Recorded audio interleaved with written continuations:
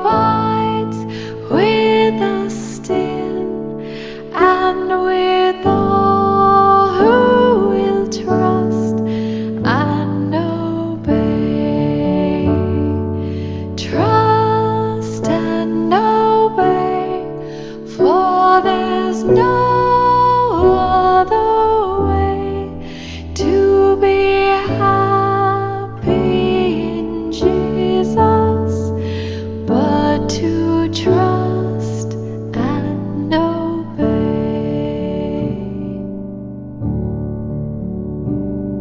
Not a shadow can rise, not a cloud in the skies, but his smile quickly drives it away.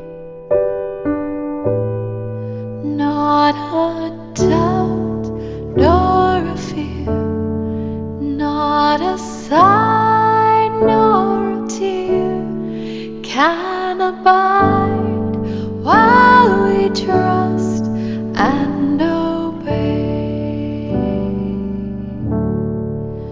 Not a burden we bear, not a sorrow we share, but our toil he doth richly repay. Not a grief nor a loss, not a frown nor a cross, but is blessed if we trust and obey. Trust and obey, for there's no other way to be happy in Jesus but to trust and obey.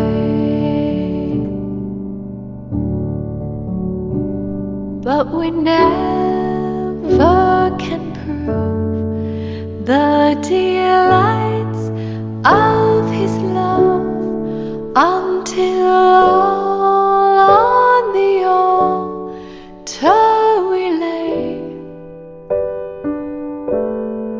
For the favor he shows and the joy he bestows are for them who will trust and obey.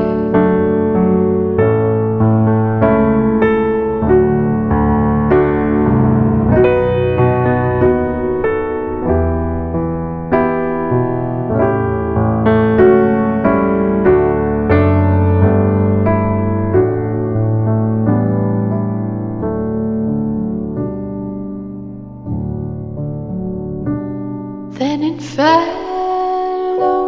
sweet we shall sit at his feet, or we'll walk by his side in the way. What he says we will do, where he says we will go. Never fear, only trust and obey. Trust and obey, for there's no other way to be happy in Jesus but to trust and obey. Trust and obey, for there's no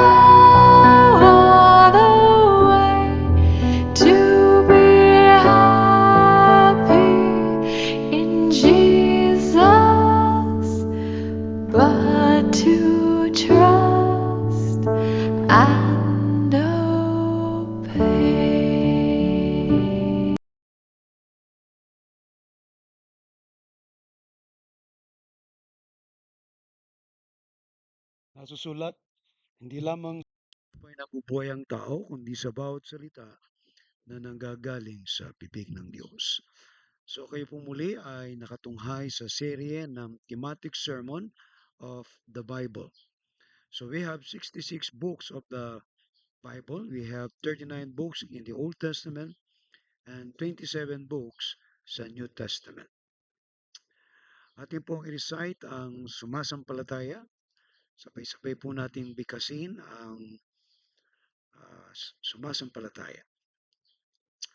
Sumasampalataya ako sa Diyos amang makapangyarihan sa lahat, lumalang ng langit at lupa, at kay Yesu Kristo na anak niya, Panginoon natin na sa hiwaga ng Espiritu Santo, pinanganak ng Biring Maria, nagdamdam ng hirap sa katulad ni Poncio Pilato, ipinako sa krus, namatay at nilibing sa ikatlong araw, at nabuhay sa mga patay.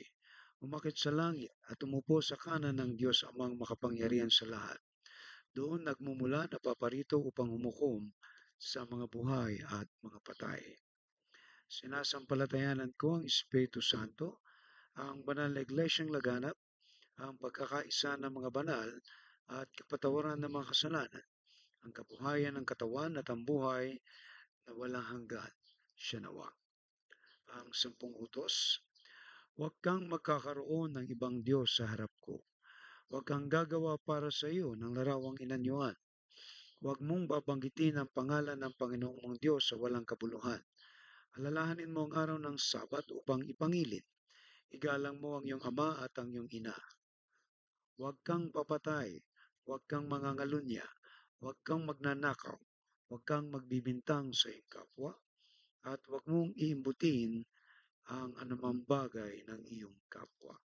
Pagpalain nawa ng Diyos ang kanyang mga salita sa pagpapatuloy po ng ating serye ng thematic sermon of the Bible.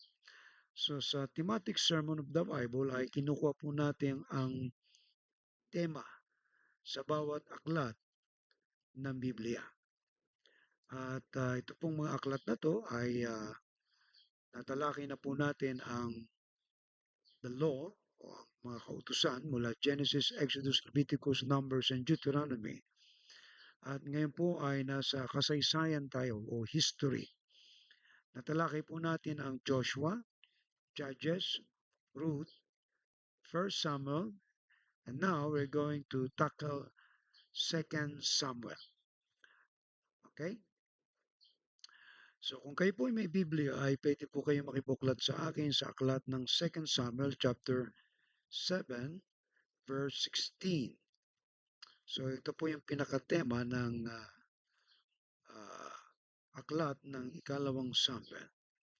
Pero bago po natin talakayin ito ay tingnan po natin ang background ng aklat ng ng 2 Samuel. Ang background po ng teksto ay naglalarawan ng mga pangyayari sa buhay ni Haring David, isang mahalagang tao sa kasaysayan ng Israel. Ang mga propetang sina Gad at Nathan ang naglingkod kay David bilang mga tagapayo at mga sugo ng Diyos. Si Gad ayon do sa 1 Samuel chapter 22 verse 5 at 2 Samuel 24:11 hanggang 19. At si Nathan naman ayon sa 2 Samuel chapter 7, 2, 3, and 12, 1 to 14. Pareho silang sumulat ng mga aklat tungkol sa buhay ni David na nabanggit sa unang Kronika chapter 29 verse 29. Ikalawa, ang mga aklat na saklaw na kanilang ministeryo ay mula sa 1 Samuel 25 hanggang 2 Samuel 24 at kasama rin ang unang Kronika. Ikatlo, ang panahon at lugar ng pagkakasulat ay maaring mga taon na umaabot sa 970 BCE o before Christ era. At posibleng ang Jerusalem ang pinagmulan ng mga ito. Ikaapat, ang layunin ng mga aklat ay upang suriin ang mga pagsubok, paglabag, at tagumpay ni David na isang pangunahing leader at pinuno ng Israel. Kalima, ang mga aklat na ito ay naglalayo na maipahayag ang mensahe ng Diyos sa buong bansang Israel. Kaya dito po sa aklat ng ikalawang Samuel ay makikita po natin ang tinatawag na kasunduan ng Diyos kay David o tinatawag po ito sa English na Davidic Covenant. So ano po ba yung Davidic Covenant? Ano ba yung tipan ng Diyos na nakapaloob dito sa pangako ng Diyos kay David? Kung mapupuna po natin sa kasaysayan ng mga tipan ng Diyos, meron tayong Adamic Covenant, and then Noahic Covenant, Abrahamic Covenant, and then we have uh, Davidic Covenant. So bawat tipan na yan ay may makanya-kanyang tema na kung ano pinangako ng Diyos ah, sa bawat isa sa kanila at kung ano ang magiging epekto nito sa hinaharap. Okay? So gusto ko pong tingnan natin ang ating Biblia sa ikalawang Samuel chapter 7 and then babasahin po natin ang narrative ng chapter 7 mula verse 1 hanggang 17. At titingnan po lang natin ang isang talata rito. So hindi ko na po nilagay sa screen, but our main verse is on verse 16. So para makita po natin ang kabuuan ng talata. Si David ay panatag ng nakatira sa kanyang palasyo. Sa tulong ni Yahweh, hindi na siya ginambala ng kanyang mga kaaway. Tinawag niya si Nathan at sinabi, "Ang tahanan ko'y yari sa Zedar, samantalang nasa isang tolda lamang ang kaban ng Diyos." Sumagot si Nathan, "Isagawa mo ang iyong iniisip, sapagkat si Yahweh ay sumasa iyo."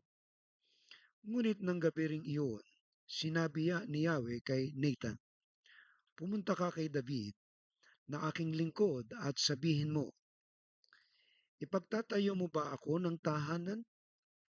Verse 6, "Mula nang ilabas ko sa Ehipto ang Israel, wala pa akong bahay na masasabing akin. Hanggang ngayon, tolda pa ang aking tahanan, kahit lagi akong kasama ng Israel. Wala akong sinabing anuman sa sinumang pinuno tungkol sa tahanang Sedar na dapat kong tirhan. Gayong ako ang pumili sa kanila upang mamahala ng sa aking kawan. Sabihin mo rin sa lingkod kong si David, ang salitang ito ni Yahweh, kinuha kita mula sa pagpapastol ng tupa upang gawing pinuno ng bayang Israel. Kasama mo ako saan ka man magtungo. Sa lahat mong mga kaaway ay aking nilipol. Gagawin kong dakila ang iyong pangalan tulad ng mga dakilang tao sa daigdig. Bibigyan ko ang Israel ng kanyang lupa at doon ko papatirahin. Wala nang gagambala sa kanila roon. Wala nang taong mararahas na alipin sa kanila tulad nung una. Buhat nang maglagay ako ng hukom, magiging payapa ka sapagkat wala nang gagambala sa iyo. Bukod dito, akong si Yahweh ang nagsasabi sa iyo. Excuse me. Papatitagin ko ang iyong sambahayan. Pagkamatay mo, isa sa mga anak mong lalaki ang hahalili sa iyo bilang hari at papatatagin ko ang kanyang kaharian. Siya ang magtatayo ng templo para sa akin at sa kanyang angkan. Magmumula ang maghahari sa aking bayan, magpakailanman. Verse 14, Ako'y kanyang magiging ama at siya'y aking magiging anak. Kung siya'y magkasala, parurusahan ko siya tulad ng pagpaparusa ng ama sa magkakasalang anak. Ngunit ang paglingap ko sa kanya hindi magbabago. Di tulad na nangyari kay Saul, magiging matatag ang iyong sambahayan. Ang iyong kaharian ay hindi mawawaglit sa aking paningin at mananatili ang iyong trono magpakailanman. Isinaysay nga ni Nathan kay David ang lahat ng sinabi sa kanya ni Yahweh. Pagpalain ng Diyos ang pagkabasa ng kanyang mga salita. So ang tawag po natin dito ay Davidic Covenant o ang tipan ng Diyos kay David. Tungayan po ninyo ang 2 Samuel 7:16. Ito po yung pinakatema ng 2 Samuel sa kabuuan nito. At nakita po natin dun sa background na maaaring si Nathan or si Prophet God ang sumulat. So lahat ng ito ay natala for the very reason. At titingnan po natin sa uh, contextual theological perspective kung pupunahin po natin na pangako ng Diyos kay David, magiging matatag ang iyong sambahayan. At ito yung household ni David. Ano? Alright? Ang iyong karya ay hindi mawawaglit sa aking paningin. So kung pupunahin po ninyo ang talata, yung magiging matatag, ito yung tinatawag nating lineage. Ano? Mula kay David, kay yung kanyang sambahayan, magiging matatag. Ibig sabihin, may establish na mula sa lahi ni David, magmumula ang hari na patuloy na maghahari sa bayang Israel. Okay? And then, ang iyong kahari ay hindi mawawaglit. Hindi katulad ni Saul na dahil siya ay naging masuwayin sa Panginoon, kaya inilipat niya kay David. Kaya mula doon sa lahi ni David, doon magmumula ang mga hari. Okay? At ang iyong kaharian hindi mawawaglit sa aking Panginoon, mananatili ang iyong trono magpakailanman. So kung pupunahin po ninyo yung salitang uh, mananatili ang iyong trono magpakailanman. So kung mabalik kayo ng Israel ngayon, ay wala na po yung trono doon ng kaharian ng bayang Israel. Kaya kung magtatanong tayo, ano ba yung mga implication at ano ba yung nasa loob ng mga pangakong ito ng Diyos kay Haring David? Kasi ang tinutukoy dito ay mananatili ang iyong trono magpakailanman. Ibig sabihin, yung reigning o paghahari na mula dun sa kanyang sambahayan, magpakailanman. Ang tinutumbok lamang dito, kung titingnan po natin ano po, ay ang tipan ng Diyos na mula sa kanyang lahi may maghahari magpakailanman. At sino yun? Walang iba kundi ang Mesyas, ang Panginoong Hesus-Kristo. Siya ang naghahari. Siya yung maghahari magpakailanman. And it took 100 years bago dumating si Kristo. At itong pangakong ito, yung paghahari niya, that Jesus Christ is reigning right now. Naghahari na po siya ngayon. Mula pa noon at hanggang ngayon, nang lumabas si Jesus, si Yeshua. So, mula sa lahi ni David, naroon ang katuparan ng pangako ng Diyos na tinupad ng Diyos kay David na mula sa kanyang lahi. Kaya yung pinagad niya ng kaharian mo hindi mawawaglit sa aking paningin. Kaya ito po ngayon, kung titingnan natin, tumutukoy ngayon ito, walang iba kundi sa simbahan o the church na itinatag ng ating Panginoon. That Jesus Christ is reigning right now in His church. And from the line of David, sa linya ni David, hanggang sa dumating si Kristo at hanggang sa kanyang katuparan, tinupad niya yung kanyang mandate, yung kalooban ng Diyos sa kanya, na siya ay mapako sa krus. Ito ay isang bahagi lamang ng tinatawag na function ng ating Panginoon. Dahil si Jesus ay merong three function. Okay? Bilang hari, bilang uh, saserdote, okay? Bilang saserdote o high priest sa yung namamagitan uh, sa tao at sa Diyos. And then ikalawa, yung pagiging uh, hari niya na siya ngayon ang naghahari. Ito ay function, ibig sabihin, yung power na nasa kanya as a mediator between God and man. So, pinulfill niya yan. Ngayon, as a king, bilang hari ng mga hari, so siya ay muling magbabalik sa kanyang second coming. So, ito yung kanyang yung recognition. At ito yung pinakita kay David na itong maghaharing ito ay walang iba kundi galing sa kanyang lineage, walang iba kundi si Kristo Jesus na ating Panginoon.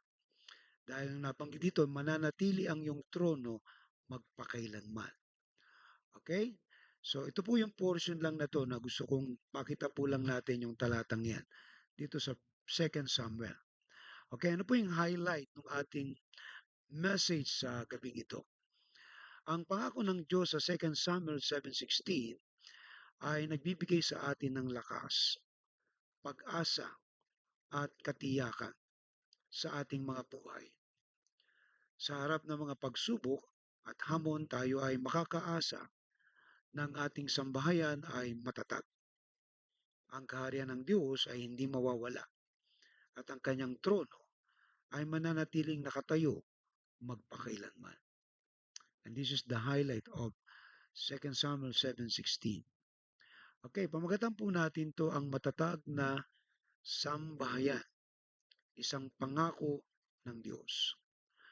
So, bubunot po tayo ng mga practical application dahil ito po ay na-fulfill na noong panahon ni Kristo nang siya'y dumating, pero meron pang hindi na-fulfilled yung kanyang muling pagbabalik bilang hari ng mga hari. Alright. So, pamagatan po natin ito ang matatag na sambahayan, isang pangako ng Diyos. Okay, meron po tayong tatlong analysis o question na sasagutin patungkol sa talatang to. Ang unang tanong natin ay paano nating maintindihan ang kahalagahan ng pagiging matatag ng sambahayan sa pananaw ng Diyos. So ito ay yung God's perspective, pananaw ng Diyos. Yung maunawa natin na maintindihan yung kahalagahan. At paano ito maaaring makaapekto sa ating mga pribadong pamumuhay at relasyon sa iba. So dito po sa pagsusuri natin ng talatang to, tinatanong yung paraan.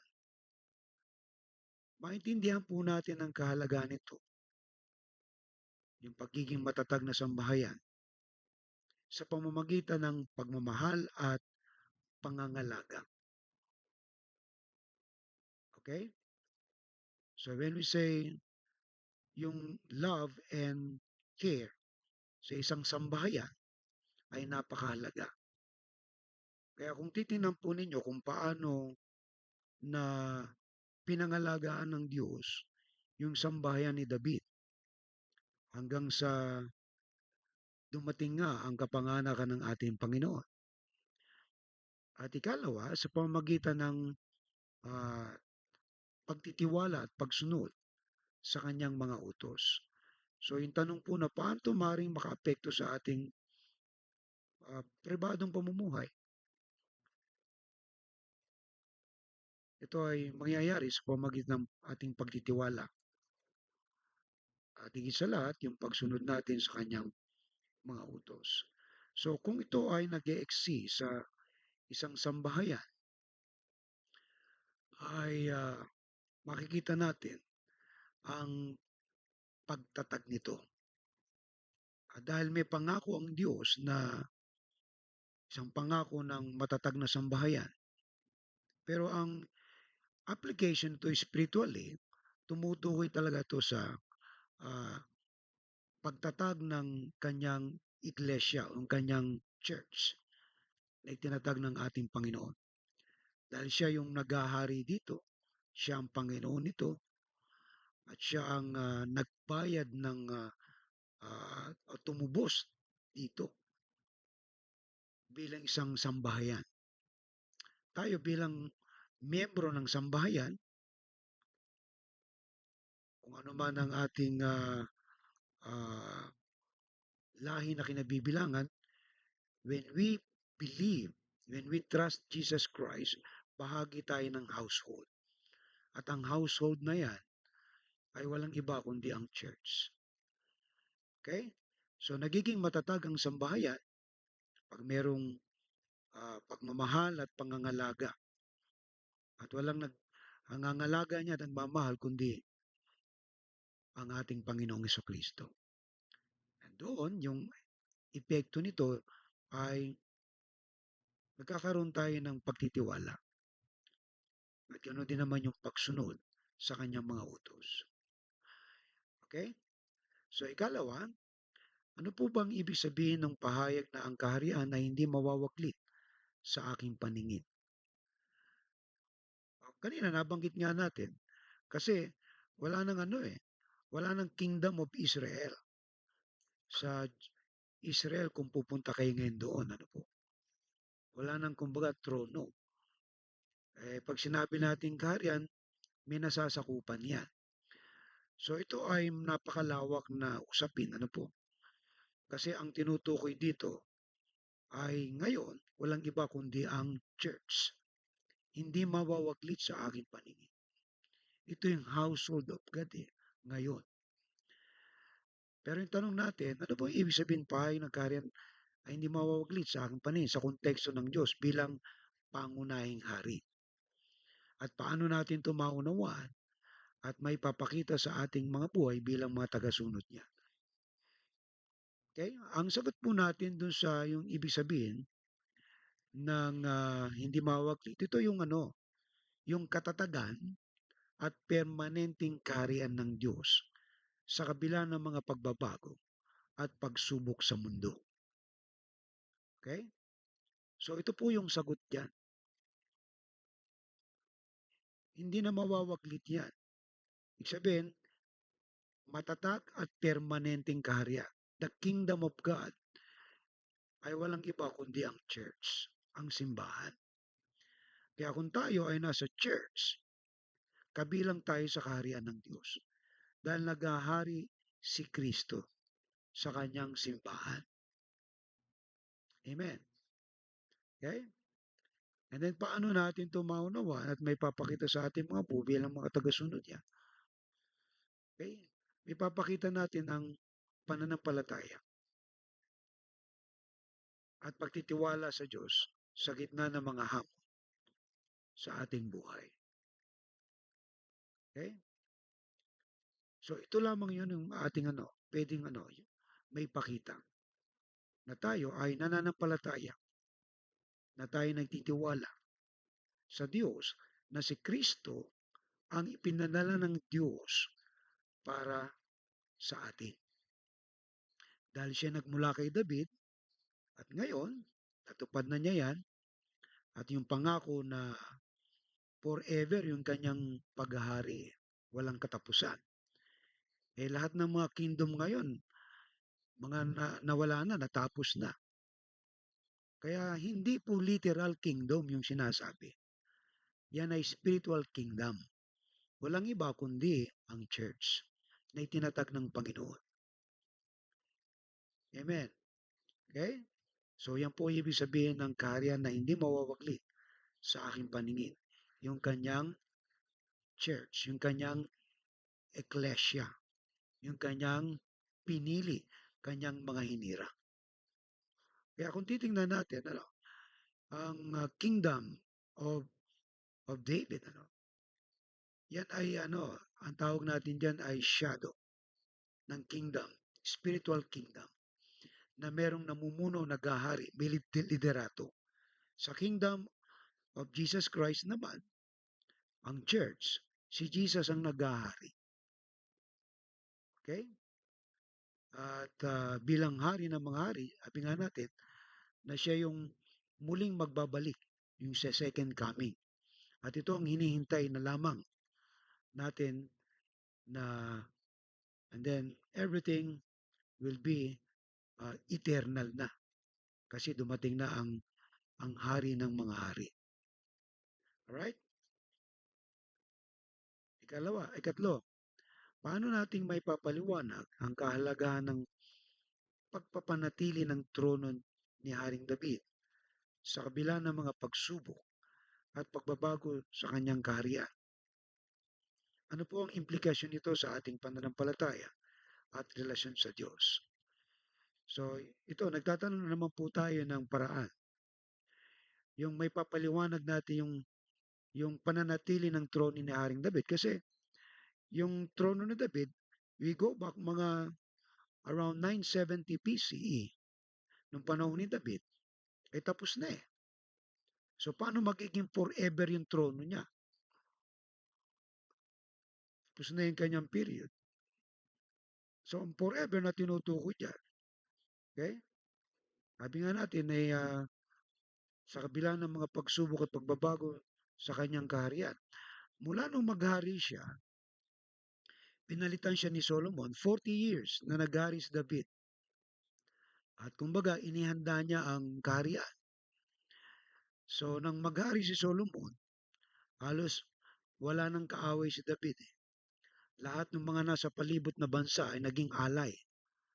Kaya, during the reign of 40 years ni King Solomon, ito yung tinatawag na uh, Peace of Israel, Pax Israeli sa wikang Latin. Ibig sabihin, the Peace of Israel. Ang tawag dyan ay the golden years of King Solomon. No war, but only prosperity during his reign. Alright? And then, yung pangako pa doon, mula doon sa kay Solomon, kasi hindi pinintulutan ng Diyos na si David ang magtayo ng templo, kundi si Solomon. Why? Because David is a man of war. Marami siyang dugo na ibinubo. Ibig sabihin, marami siyang pinatay. Pero because of God promised to him na magmumula sa kanyang lahi, kay David, kay Solomon, kay Rehoboam, at nung si Solomon ay naging matigas din ang ulo, sumuway sa Lord, sumamba sa mga Diyos-Diyosan, nahati ang kaharian. Yung 2 tribo na lang ang natira doon sa anak ni Solomon na si Rehoboam. At yung 10 ay napapunta kay Jeroboam, isa sa mga, kumbaga, tauhan ni Solomon na nag-aklas, okay? Dito sa kanyang anak na si Rehoboam. So kung titingnan po natin ang daloy ng kasaysayan na yan, sa mga kingdom na yan, okay? Yung kingdom na tinutukoy, yung trono ni David, okay? Kasi nagkaroon ng mga pagsubok. Yung mga hari na hindi naging tapat, meron naging tapat. Kaya pagdating noong 586 BC, the last king ay si Zedekiah. Na fulfill yung pangako ng Diyos na ikakat niya to. 586 BC, nawasak ang Jerusalem.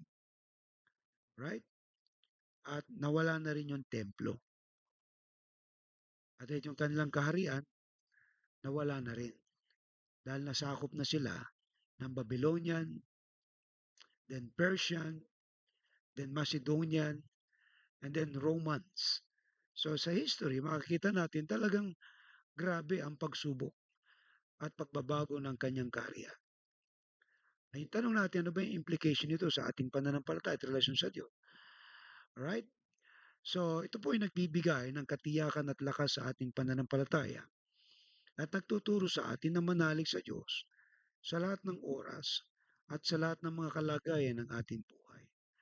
Kasi kingdom, empire, rise and fall. Pero yung kingdom na itinayo ni Kristo, hindi magbabago yan. Mananatili yan forever. Amen po. Pero tinupad ng Diyos yung pangako niya kay David na mula sa kanyang lahi, magmumula itong haring to na sa iyong trono maghahari magpakailanman. Yun. Kay Jesus wala nang iba. Alright? So, naintindihan po. Okay? So, ito po yung ating sagot sa tanong. Ang Diyos ang nagpasya nito, hindi po ang tao. Okay? Ano po yung aral natin dito? Mostly ay we are tayo po yung humuhugot ng mga practical application para sa ating buhay because the history is already recorded. Okay? Na mula kay Saul, kay David, kay Solomon, 40-40 yan. And then the rest of the king hanggang kay Haring Zedekiah, the last king, wala na pong kingdom ang Israel. Kaya nga yung tanong natin, paano mananatili yung trono niya forever kung wala ng kingdom? So, hindi po literal kingdom ang tinutukoy, kundi spiritual kingdom. Ang kingdom na yan ay walang iba kundi ang kanyang simbahan. Jesus Christ is reigning over His church. Kaya kung kabilang ka sa church, yung mga hinirang mga pinili ng Diyos, okay? Forever ang paghahari ni Kristo. Ano po yung aral natin dito? Ang pangako ng Diyos ay nagbibigay sa atin ng lakas, pag-asa, at katiyakan sa ating mga buhay. Kaya tayo ay merong lakas dahil ang naghahari ay buhay. Walang iba kundi si Kristo. At meron tayong katiyakan sa buhay na wala hanggan. Meron tayong pag-asa kay Kristo. At ang katiyakan natin sa buhay na ito at sa buhay sa hinaharap. Amen. Kaya ito pong talatang to, pinakatema ng Second Samuel ay hindi po nating ma-interpret ng literal itself, kundi yan ay merong spiritual na implication. Dahil yung mananatili ang kanyang trono, walang iba na maghahari kundi si Yesu Kristo. At ngayon, si Kristo ay naghahari na. Saan? Sa ating mga buhay. Amen po. Hindi po ito literal kingdom. This is spiritual kingdom na itinatag ni Kristo. Kaya kung ikaw ay nananampalataya kay Kristo, ikaw ay nasa kanyang kaharian. At siya ang nagbibigay ng lakas sa iyo. Siya ang iyong pag-asa. Siya ang katiyakan sa buhay mo. Amen po ba? Very clear ang analysis. So, maaaring magtanong kayo. So, kasi medyo may lalim po itong temang to eh. Kaya kung makikita natin sa uh, contextual and then yung theological perspective, very clear na itong pangakong to, Davidic Covenant, ay na-fulfilled nang si Kristo'y dumating. At meron pa tayong hinihintay na hindi pa nangyayari. Yung kanyang muling babalik. Siya yung hari ng mga hari at Panginoon ng mga Panginoon. But Jesus Christ, remember this, ay naghahari na sa ating mga buhay. Kaya kung ikaw ay nananampalataya kay Kristo at siya ang Panginoon mo, tagapagligtas, naghahari na siya sa buhay mo. At yan ay forever. Amen. Okay? So, pamagatan po natin ang ating mensahe ngayon. Ang matatag na sambahayan, isang pangako ng Diyos. Alright? Pag sinabi nating matatag, established, strong, founded na household. Ano po? Ito yung sambahayan. At kung titingnan natin itong sambahayan na to, okay, na magiging matatag.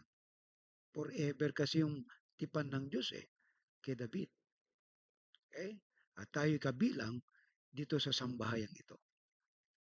Alright.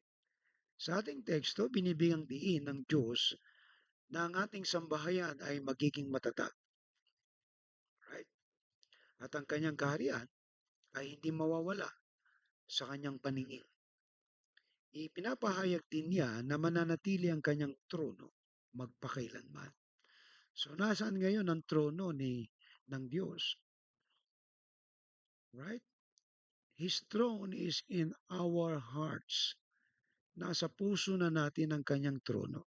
Siya ang naghahari sa ating buhay. Kaya yung sinasabi ng ilang interpreter, yung 1,000 years millennial reign of Christ here on earth is impossible. Alright? Impossible. Dahil yung 1,000 na yan, years na yan, ay hindi literal. That is spiritual. That means forever. Jesus Christ is reigning over His church forever. Si Kristo ay naghahari na sa kanyang simbahan. At siya mismo nagsabi na, upon this rock I will build my church. And that is the fulfillment of the Davidic uh, covenant. Na itatayo niya yung kanyang kaharian, yung kanyang kingdom, yung kanyang kaharian. Walang iba kundi ang church. So the terminology is different, pero kung susuriin mo yan, halos iisa lamang ang kahulugan. Right? Literal ang kingdom, spiritual ang church.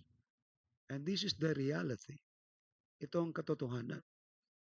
That Jesus Christ is reigning. Naghahari na ang ating Panginoon.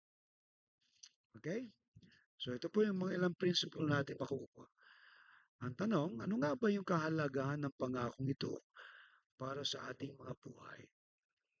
Remember that this is God's promise to David.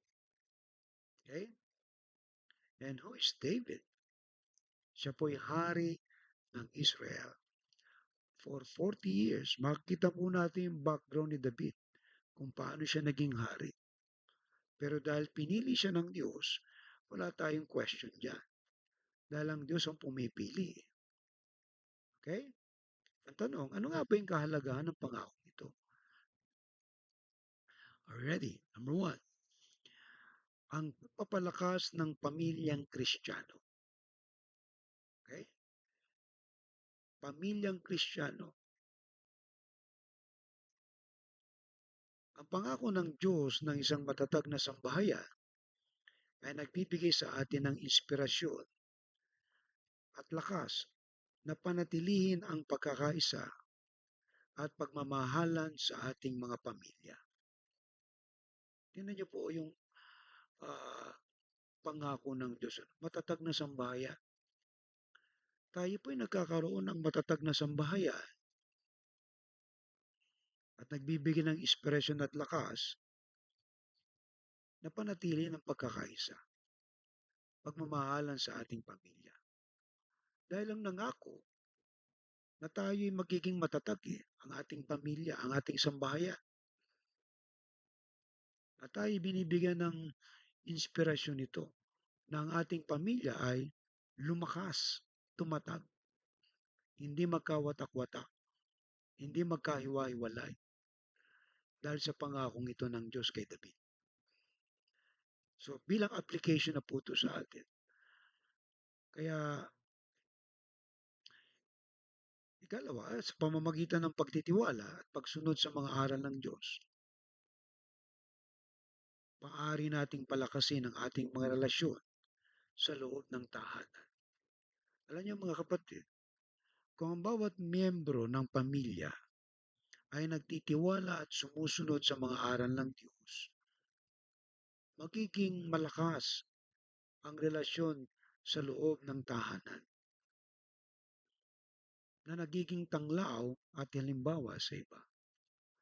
Ang isang pamilyang wasak, pamilyang hindi nagkakaisa, hiwa-hiwalay, ewan ko lang kung masasabi niyong matatag yan. Magkakaiba kayo eh. Pwede ba pagsama-sama yan? Yung isa ay Mormons, Jehovah Witness yung isa ay Katoliko. Ewan ko lang kung magkakaintindihan sila niyan. Magkakaiba ang paniniwala. So dito binubuklod ngayon yung pagtitiwala at pagsunod sa aral ng Diyos. Kaya kung pinapakinggan natin yung mensahe ng Diyos mula sa Biblia at nagkakaisa tayo doon, hindi yung sasabihin natin, dito ang paniwala ko eh. Eh, paniwala mo yan.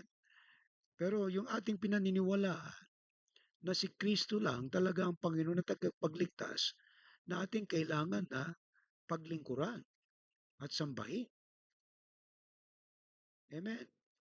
At dito, kapag si Kristo ang naroon sa trono ng ating puso, siya naghahari, nagiging matatag ang ating ugnayan sa bawat isa.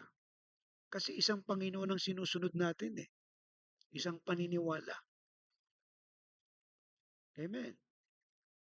Pero kung iba-iba yung ating pinaniniwalaan, ano kaya magiging matatag yan? Kaya nagiging matatag ang isang pamilya dahil merong isang Panginoon na sinasamba. Walang iba kundi si Yesu Kristo. Amen po. Kasi hindi pwedeng sabihin natin itong paniwala ko eh. Paniwala mo yan, pero iba sinasabi ng Bible. Kaya sa interpretation pa lamang, pag nag-iba na ng pag-unawa, talagang magkakagulo. Mali ang pag-unawa kay Kristo. Kaya kung babalik kayo sa Israel, hindi na nga nila matanggap na si Kristo ang Mesyas, ang anointed, na bahagi ng Davidic Covenant. Sa kanila nagmula yan eh. Bakit hindi nila matanggap na si Kristo ang Mesyas? It's because of their unbelief. Hindi sila makapaniwala. Ibig sabihin, hindi nila pinaniniwalaan ang sinasabi ng Biblia na sa kanila mismo nagmula. Nakamali sila ng interpretation. Kasi paano mananatili forever yan kung wala ng kaharian sa Israel? So, ang tinutukoy na forever na paghaharing yan mula sa kanyang lahi ay walang iba kundi si Kristo. Siya ay anak ni David. At yan ay uh, nagpapahayag ng ugnayan sa pangako ng Diyos na si Kristo ang hinirang para maghari sa ating mga buhay at makatulad natin siya sa kanyang karakter, sa kanyang ugali, sa kanyang paglilingkod, sa kanyang sakripisyo. Amen? Very clear po. Okay? Ikalawa,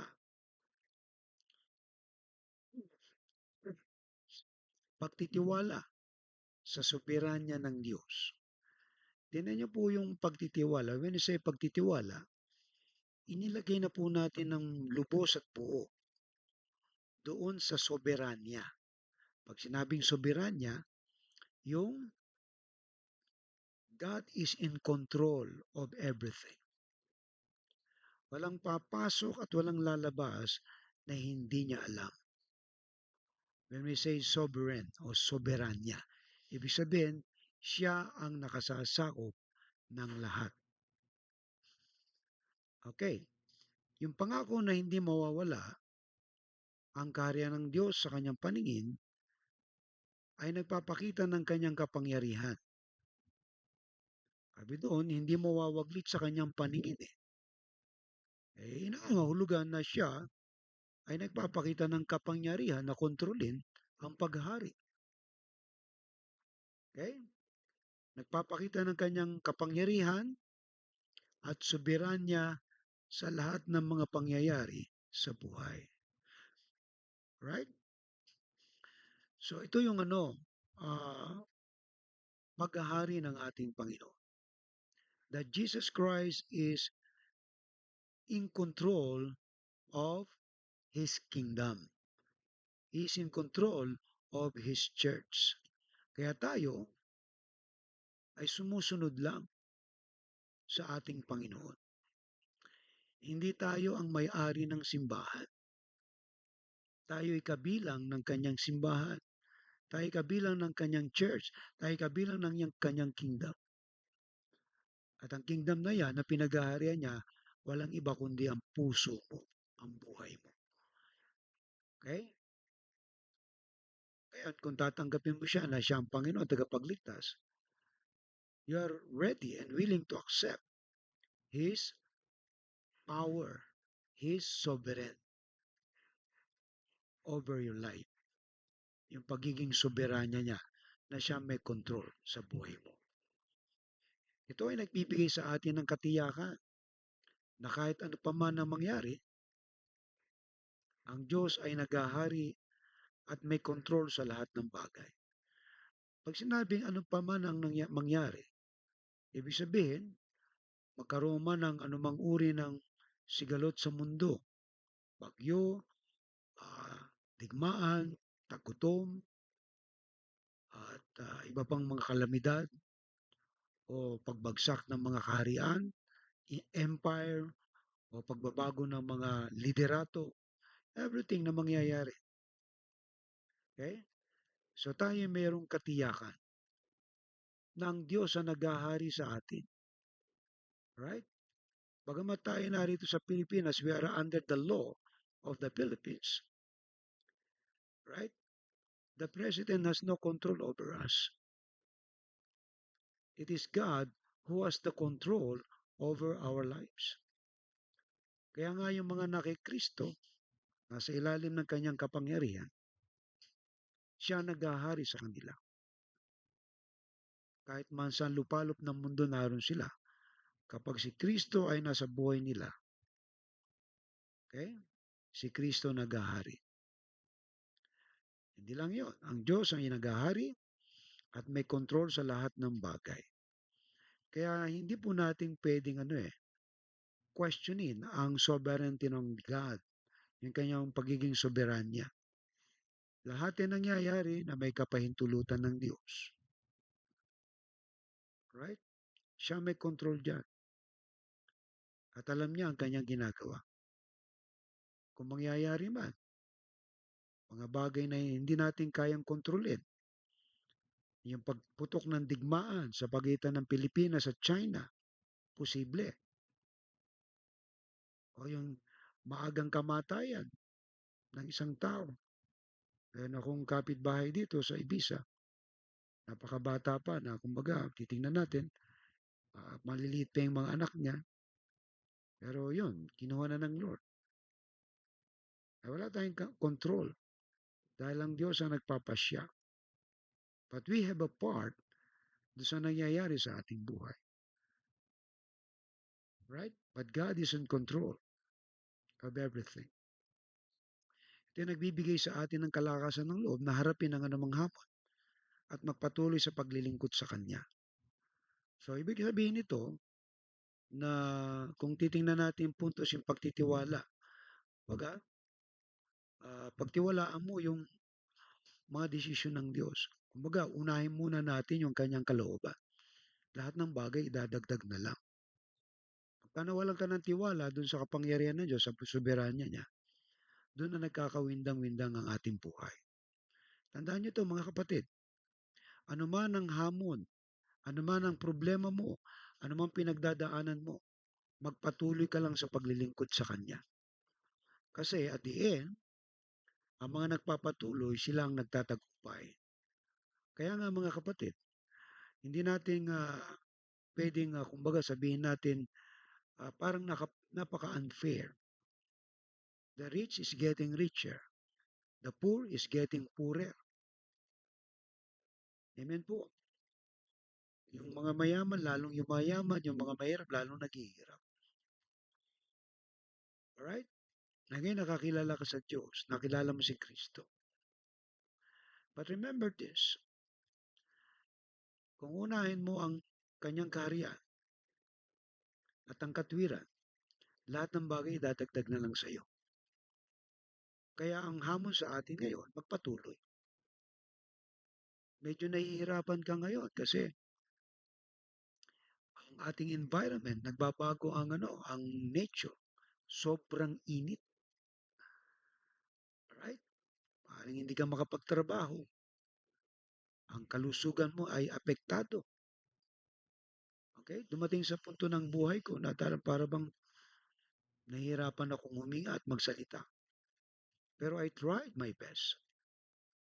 Kalooban ng Diyos yan, pangaral ng kanyang salita, bigyan ng pag-asa, inspirasyon ng iba na magpatuloy na maglingkod sa Panginoon sa kabila ng mga pagsubok.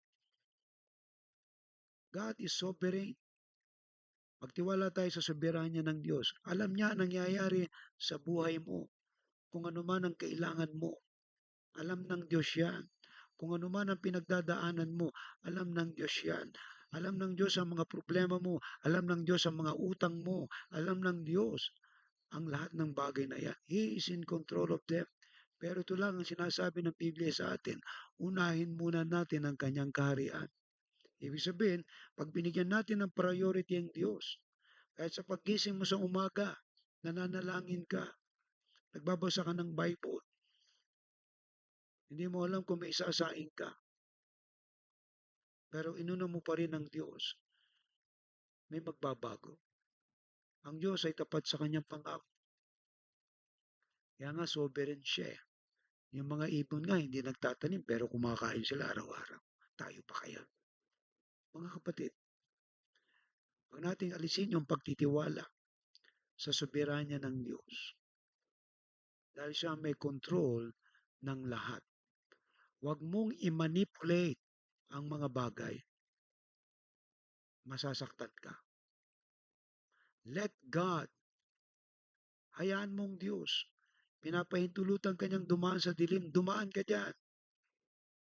Pinapahintulutan ka ng Diyos na paglakad ka sa tinikan, lumakad ka dyan. Kasi gusto niyang maranasan mo kung paano magtiwala sa Kanya. Amen po. Kaya kayong mga dumadaan ngayon sa mga problema ng buhay, ng kawalan, kung kayo nagtitiwala sa soberanya ng Diyos, idadagdag na lang ng Diyos ang mga kailangan nyo. God is still faithful. He provides our needs. Dumating po yan sa punto ng aking buhay na talagang walang-wala. Grabe. Pero salamat sa Diyos kasi tapat siya sa kanyang pangako. Hindi siya nagkukulang. Amen?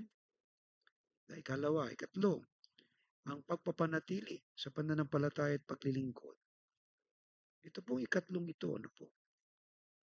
Nabanggit na po natin yung una, ano po? Balikan lang natin. Okay, ano nga ba yung kahalagan ng pangakong ito para sa ating buhay? Pagpapalakas ng pamilyang Kristiyano, ating pamilya, pagtitiwala sa soberanya ng Diyos, na Diyos ang may control, alam niya lahat, pagpapanatili sa pananampalataya at paglilingkod. Okay? So ito po yung halaga, yung manatili tayo sa pananampalataya at paglilingkod. Yan yung halaga ng pangako ng Diyos. Right? Pag tayo nananatili sa pananampalataya, hindi tayo nagbago, no? Hindi pa kasi nagbabago. Dating Kristiyano tapos nag-Islam. Dating born again na ngayon iba na ang relihiyon. Mga kapatid, hindi relihiyon ang nagliligtas, ang pananampalataya. Kaya kung nananampalataya ka kay Kristo, panatilihin mo yan at manatili kang naglilingkod sa Kanya. Ang pangako ng Diyos na mananatili ang Kanyang trono magpakailanman, ay nagpapakita ng Kanyang walang hanggang pagmamahal at katapatan sa kanyang bayan. Grabe ang pag-ibig ng Diyos. Imagine mo, ang mga Hudyo, no? Mula nung sila lumabas ng Egypt hanggang sa kasalukuyang panahon, tapat ang Diyos sa kanila. Kasi nangako ang Diyos kay Abraham, lahat ng kanyang magiging binhi, pagpapalain. Kabahagi po tayo ng binhi ni Abraham. Nangako ang Diyos sa atin. Kasama tayo sa pangako niya. Tawag natin din Abrahamic Covenant. Pero itong Davidic Covenant, maghahari siya. Ibig sabihin lamang niya, mananatili ang kanyang trono magpakailanman. Saan? Sa puso natin. Okay? Nagpapakita ng kanyang walang hanggang pagmamahal. Kaya nga, pag naghahari sa si Kristo sa buhay mo, meron kang pagmamahal eh. Amen po. Kung naghahari si Kristo sa buhay mo, may pagmamahal ka sa puso. At ikaw ay tapat sa Kanya. Kung paanong pagmamahal at katapatan ng Diyos sa Kanyang bayan. So tayo ay nagkakaroon din ng ganitong diwa na nagmamahal at nagiging tapat sa Diyos. Okay? Tandaan niyo po, yung pagmamahal na yan at katapatan, forever yan. Kaya tayo ay inaalagaan ng Diyos. Bilang mga alagad niya, ito ay nagbibigay sa atin ng lakas ng loob na manatiling matatag sa ating pananampalataya. Patuloy na maglingkod sa Kanya sa kabila ng mga pagsubok at hamon sa buhay. Nagsasawa ka na bang maglingkod? Mga kapatid, kung sumasawa ka ng makinig ng salita ng Diyos at sumamba, may problema ka. Baka wala si Kristo dyan, hindi naghahari sa buhay mo. Dahil ang mga naglilingkod, nagpapatuloy sa kabila ng mga pagsubok, okay, ay binibigyan ng lakas ng loob na manatiling matatag sa kanilang pananampalataya at patuloy na maglingkod sa Kanya sa kabila ng mga pagsubok at hamon sa buhay. Dumarating sa punto ng buhay natin parang gusto nating subukan. Parang ayaw ko na, pagod na ako. And sometimes it's happening to us. Parang gusto na munang mamahinga. Parang hirap na tayo. Pero kailan ka susok, kailan ka hinto, ito naman ang biyaya ng Diyos dumadaloy. Sasabihin sa'yo, magpatuloy ka lang. Matatapos din ang lahat. Kaya napakaganda po ng pangako ng Panginoon na yung manatili tayo sa ating pananampalataya at paglilingkod. Huwag tayong mawalan ng pag-asa. Amen? So mga kapatid, nag-gets po ba nyo yung 3 puntos natin? Dali lang, no? Yung una, pagpapalakas ng pamilyang Kristiyano. So, ibig sabihin, may biyaya ang Diyos dito. Pagtitiwala sa soberanya niya, pagtiwalaan natin ng Panginoon, trust lang tayo sa Kanya, sa Kanyang mga desisyon sa ating buhay, sa mga pagsubok na meron tayo, sa mga hamon, at pananatili sa pananampalat paglilingkod. Manatili tayo na naglilingkod sa Kanya, naniniwala sa Kanya. Amen?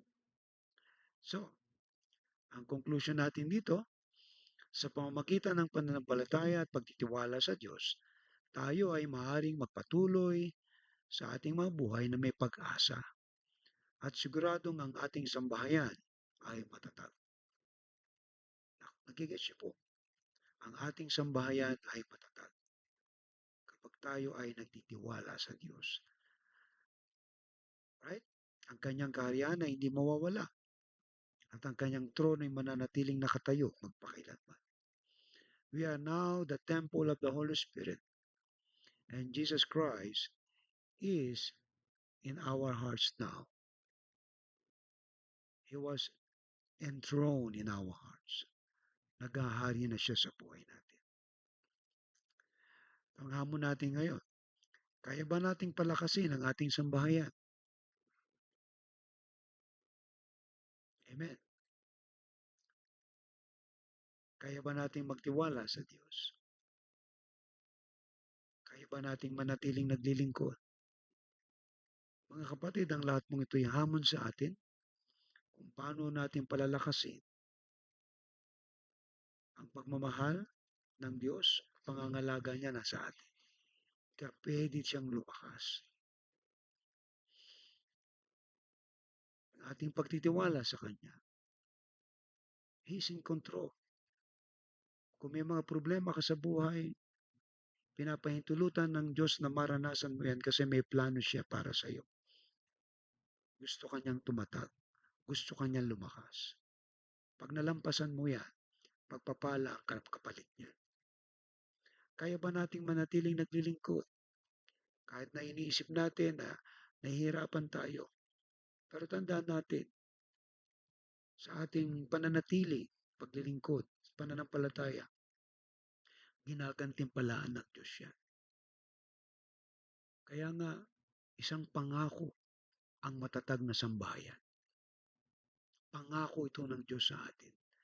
Kung paano ginawa ng Diyos kay David, gayon din ginagawa ng Diyos ito sa ating buhay.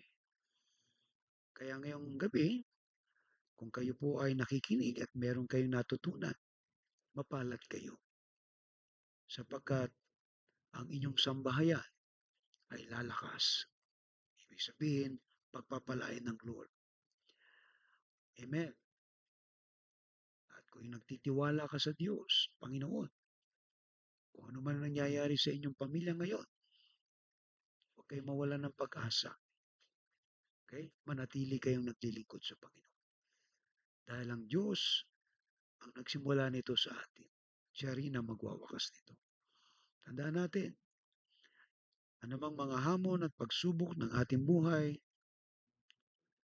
matatapos din. Kaya magpatuloy lamang po tayo. Patuloy, magpatuloy, magpatuloy.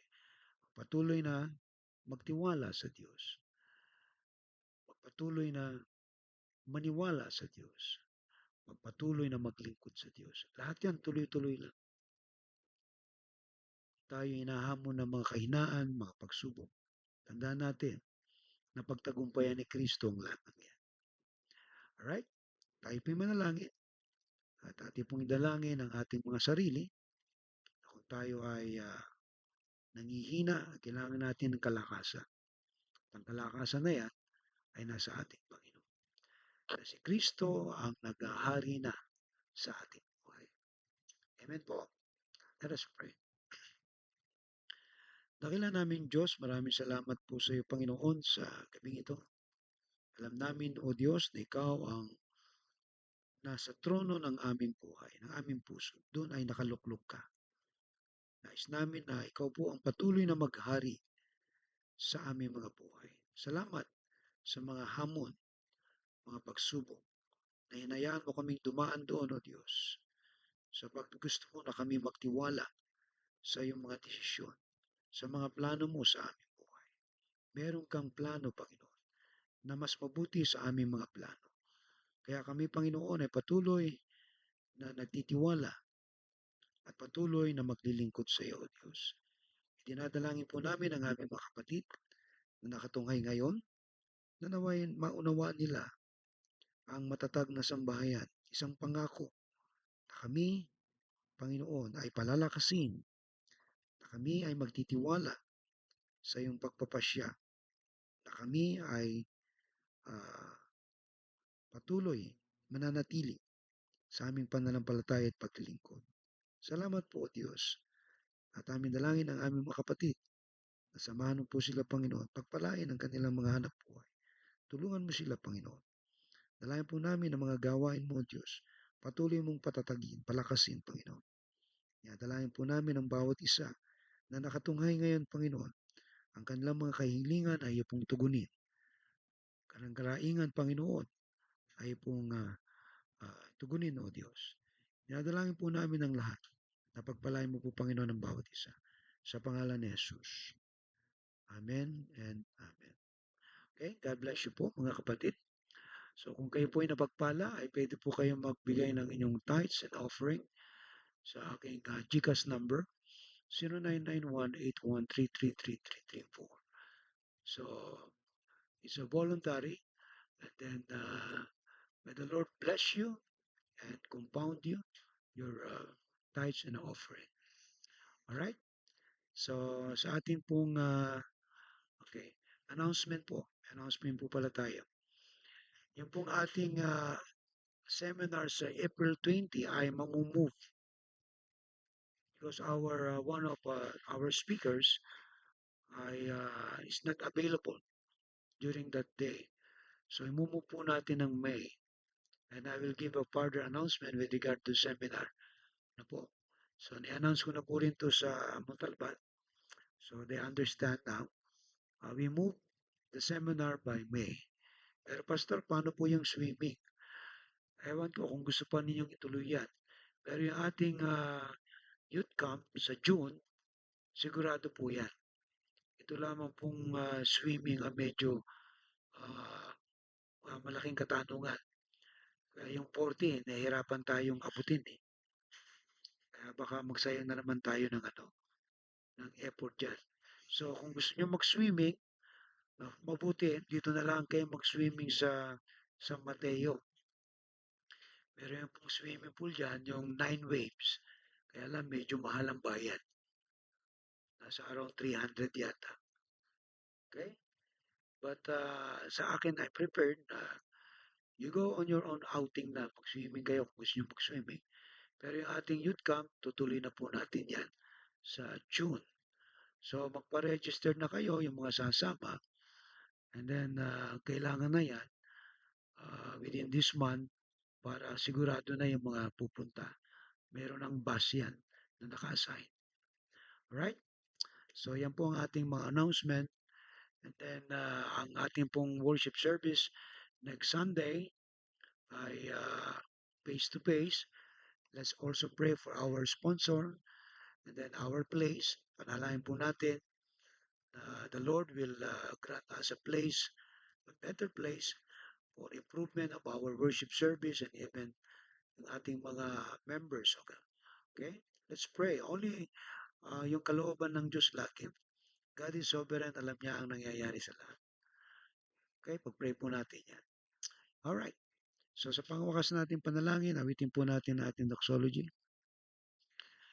Praise God from whom all blessings flow. Praise Him, all creatures here below.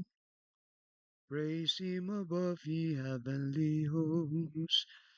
Praise Father, Son, and Holy Ghost. Amen. Excuse me. Pagpalain ka nawa at ingatan ni Yahweh, kahabagan ka nawa at subaybay ni Yahweh. Lingapin ka nawa at bigyan ng kapayapaan, Yahweh. God bless you and see you on next Sunday on our face-to-face worship service. God bless you. See you next Sunday.